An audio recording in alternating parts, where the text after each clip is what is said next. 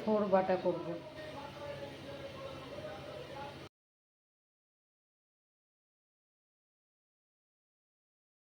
কুচি কুচি করে কেটে নিলাম। তারপরে এটা একটু গরম জলে ভাপিয়ে নেব, থোড়টাকে একটু গরম জলে ভাপিয়ে নেব।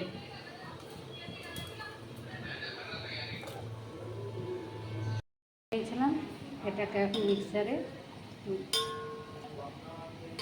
বেটে নেব। তারপরে কাঁচা লঙ্কা দেবো।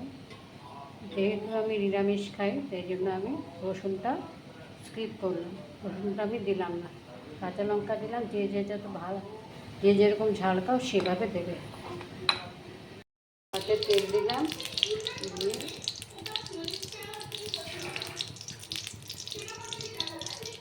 দিয়ে লঙ্কা আর কালো জিরে ফোড়ন দিলাম।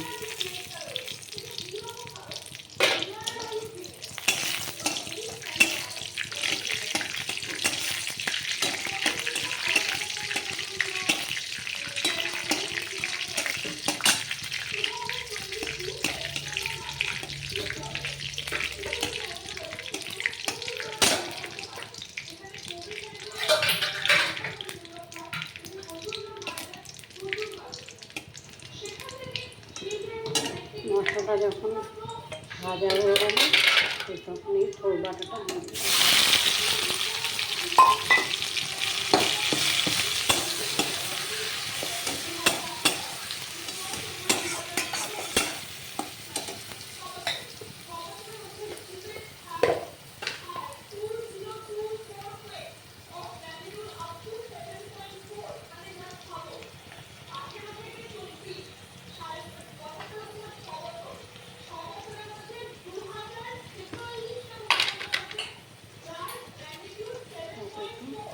মিষ্টি দিয়ে দিলাম।